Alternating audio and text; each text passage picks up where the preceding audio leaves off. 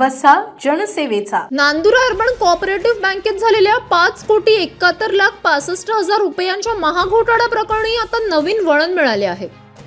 या घोटाळ्यातील मुख्य आरोपी असलेल्या संचालक मंडळाला पोलीस चक्क साक्षीदार बनवून वाचवण्याचा प्रयत्न करत असल्याचा खळबळजनक आरोप सामाजिक कार्यकर्ते किशोर आत्माराम इंगळे यांनी केला असून या अन्यायाविरुद्ध त्यांनी आमरण उपोषण आझाद मैदान मुंबई येथे सुरू केले आहे.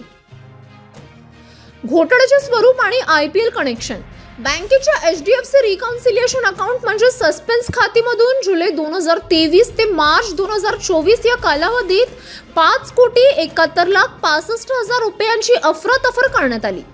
तपासात असे समोर आले आहे की ही रक्कम 33हून अधिक खातेदारांच्या खात्यावर वळवून त्याद्वारे IPL क्रिकेट सट्ट्यामध्ये गुंतवण्यात आली.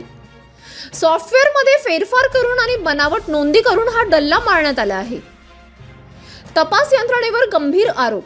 किशोर इंगळे यांनी प्रसिद्धीस दिलेल्या पत्रकात म्हटले आहे की बँकेच्या पोटनियमानुसार आणि सहकार कायद्यानुसार बँकेच्या प्रत्येक आर्थिक व्यवहाराला अध्यक्ष, मुख्य कार्यकारी अधिकारी, CEO आणि संचालक मंडळ जबाबदार असते.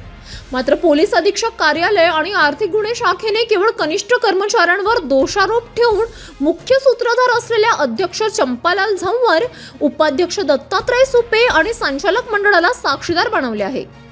हे सरळ गुन्हेगारांना अभय देण्याचे षडयंत्र आहे. प्रशासकीय निष्क्रियता.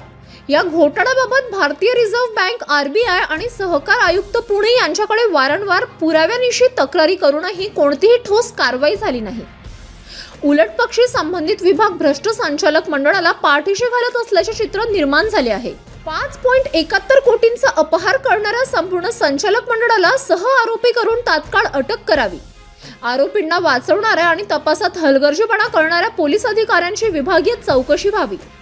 हा संवेदनशील तपास SIT म्हणजेच विशेष तपास पथक किंवा CID कडे वर्ग करावा.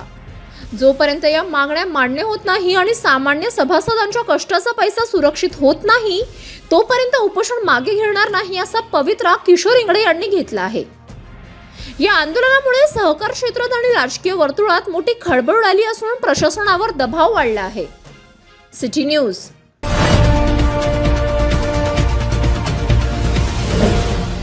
सिटी न्यूज वसा जनसेवेचा.